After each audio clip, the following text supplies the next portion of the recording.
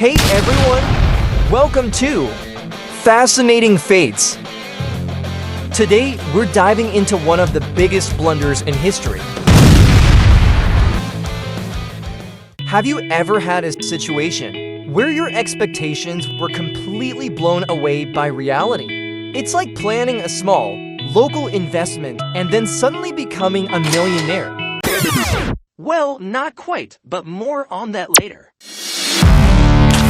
Christopher Columbus set out to discover something small, but instead stumbled upon something that would change the course of history.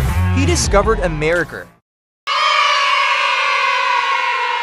It's 1492. Columbus, the guy who thought the Earth was flat as a pancake and that the Indies were just a short trip away, decides to take matters into his own hands.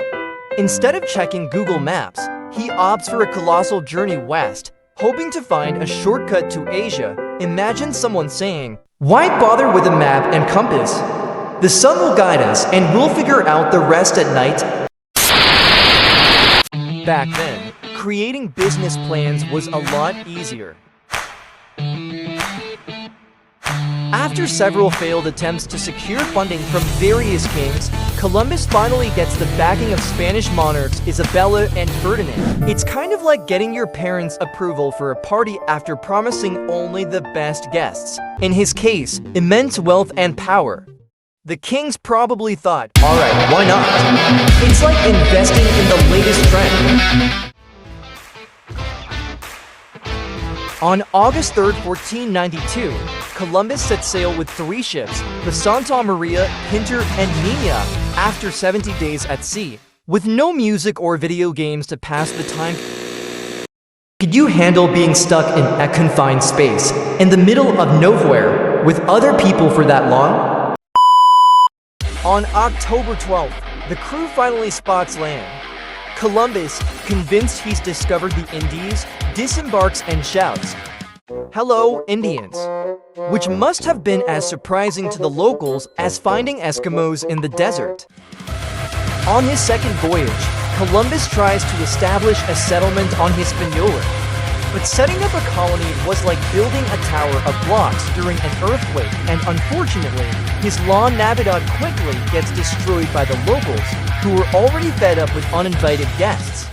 For Columbus, establishing the settlement must have been like being a DJ at a party where everyone is trying to leave instead of dance. Although Columbus found some gold and drew attention to new lands, his management of the colonists and relations with the natives were full of conflicts. Upon returning to Spain, he wasn't greeted as a hero, but as someone who did all their homework, but forgot about the most important exam. The Indies were still 9,000 miles away. Columbus died in 1506, still convinced he had found a route to Asia, even though he had actually landed on unknown lands. It wasn't until later that other explorers realized it was a whole new continent, not a shortcut to Asia.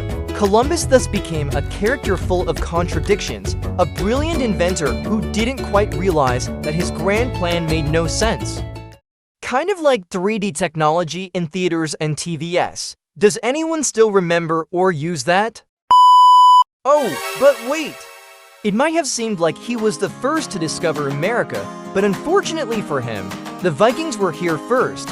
It's like showing up at a grand opening of a new club only to discover there was already a popular spot with the same name.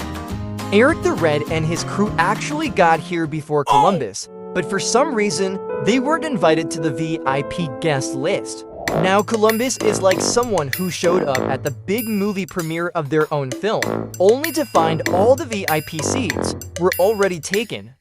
The biggest fail in history, which turned out to be the biggest discovery, but still remains a fail. If the Vikings had better PR or Instagram back then, they could have bragged about their discovery instead of waiting nearly 500 years for someone else to repeat it. After his famous voyage, Columbus intended to spend his remaining days peacefully in Spain, but instead, he ran into legal and financial troubles. It seemed like his return was more like trying to relax at a spa after a marathon, except the spa was full of arguments and court summons. Columbus tried to convince everyone that he deserved more, but his life turned into a comedy series where every episode ended with a new misunderstanding. Thanks for watching. If you enjoyed this and want more, give us a like and subscribe. If you have your own thoughts on Columbus, leave them in the comments. We'd love to read your insights.